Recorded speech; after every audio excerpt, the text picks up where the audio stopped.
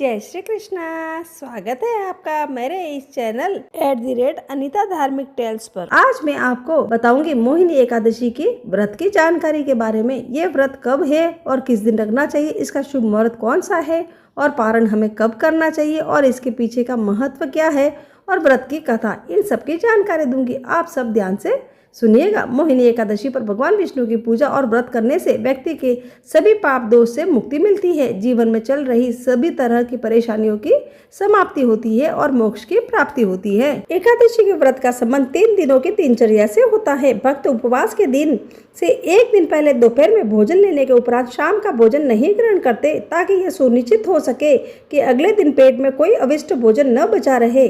भक्त एकादशी के दिन उपवास के नियमों का कड़ाई से पालन करते हैं तथा अगले दिन सूर्योदय के बाद ही उपवास समापन करते हैं। एकादशी व्रत के दौरान सभी प्रकार के अनाज का सेवन वर्जित होता है।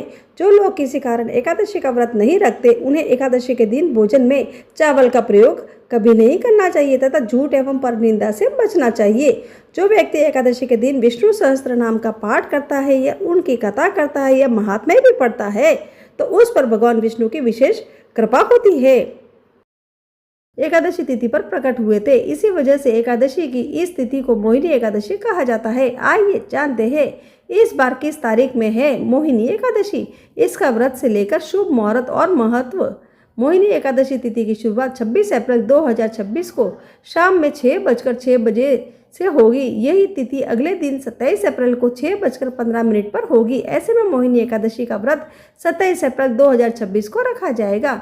इसके अगले दिन व्रत का पारण किया जाएगा। इसमें व्रत और पूजा का शुभ मुहूर्त 27 अप्रैल को सुबह 9:02 से लेकर सुबह 10:40 तक रहेगा। वही व्रत का पारण का समय 28 अप्रैल 2026 को सुबह 5:43 से लेकर 8:21 तक रहेगा।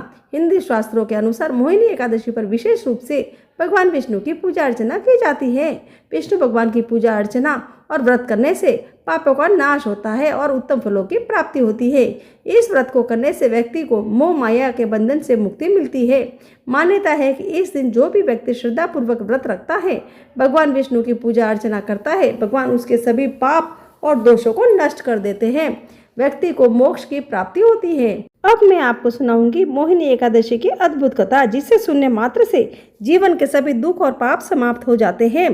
कहते हैं इस व्रत का प्रभाव इतना शक्तिशाली है कि किस्मत भी बदलते देर नहीं लगती।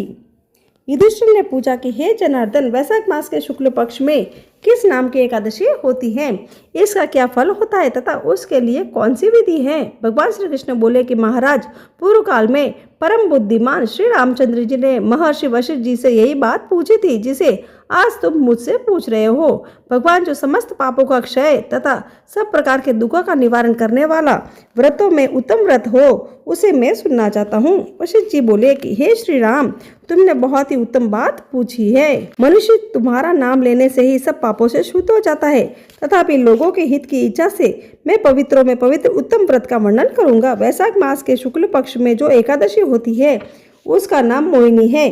वह सब पापों को हरने वाली और उत्तम है। उसके व्रत के प्रभाव से मनुष्य मोहजाल तथा पातक समूह से छुटकारा पा जाते हैं। सरस्वती नदी के रमणीय तट पर भद्रावती नाम की सुंदर नगरी है। वहाँ धृतिमान नामक राजा था। चंद्रवंश में उत्पन्न और सत्य प्रतिज्ञ थे। राजा राजी करते थे। उसी नगर में एक वैश्य रहता था जो धन धान्य से परिपूर्ण और समृद्धशाली था। उसका नाम था धनपाल। वह सदा पुण्य कर्म में ही लगा रहता था। दूसरों के लिए पौशाला, कुआं, मठ, बगीचा, पोखरा और घर बनवाया करता था। भगवान श्री विष्णु की भक्ति में उसका हार्दिक अनुराग था। वह सदा शांत रहता था। उसके 5 पुत्र थे, सुमना, धृतिमान, मेधावी, सुकृत तथा दृष्ट बुद्धि 5वां था। वह सदा बड़े बड़े पापों में ही संलग्न रहता था। जुए आदि दुर्व्यसनों में उसकी बड़ी ही आसक्ति थी। वह वैश्याओं से मिलने के लिए लालायित रहता था। उसकी बुद्धि न तो देवताओं के पूजन में लगती थी, न ही पितरों तथा ब्राह्मणों के सत्कार में।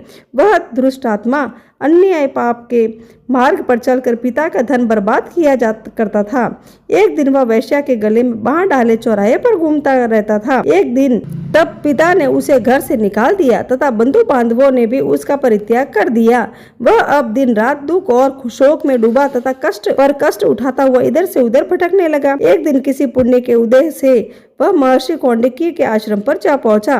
वैशाख का महीना था। तपोधन कौंडिकी गंगा जी में स्नान करके आए थे। दुष्ट बुद्धि शोक के भार से पीड़ित हो मुनिवर कौंडिकी के पास आया गया और हाथ जोड़कर सामने खड़ा होकर बोला, हे ब्राह्मण द्विजश्रेष्ठ, मुझ पर दया करके कोई ऐसा व्रत बताइए जिसके पुण्य के प्रभाव से मेरी मुक्ति हो। कौंडिकी जी बोले कि वैशाख के शुक्ल पक्ष में मोहिनी नाम से प्रसिद्ध एकादशी का व्रत करो। मोहिनी को उपवास करने पर प्राणियों के अनेक जन्मों के किए हुए मेरु पर्वत जैसे महापाप भी नष्ट हो जाते हैं। वशिष्ठ जी कहते हैं, श्री रामचंद्र जी मुनि का यह वचन सुनकर दुष्ट बुद्धि का चित्त प्रसन्न हो गया। उसने कौंडिकी के उपदेश से विधि पूर्वक मोहिनी एकादशी का व्रत किया। हे नपश्रेष्ठ, इस व्रत के करने कैसे वह निष्पाप हो गया और दिव्य देह धारण कर गरुड़ पर आरूढ़ हो सब प्रकार के उपद्रवों से रहित विष्णु धाम को चला गया। इस प्रकार यह मोहिनी का व्रत बहुत उत्तम है। इसके पढ़ने और सुनने से सहस्त्र गोदान का फल भी मिलता है। इस प्रकार मेरी मोहिनी एकादशी की व्रत की कथा पूरी हुई। अगर हम सच्चे मन से भगवान विष्णु का व्रत और भक्ति करते हैं तो जीवन में हर सुख, शांति और सफलता अवश्य ही मिलते हैं। मोहिनी एकादशी के दिन सुबह स्नान करके भगवान विष्णु की पूजा करनी चाहिए, फलाहार करें और पूरी श्रद्धा से व्रत रखना चाहिए। अगर आप भी चाहते हैं भगवान विष्णु की कृपा तो इस मोहिनी एकादशी का व्रत जरूर करें और कमेंट में लिखें, जय श्री कृष्णा।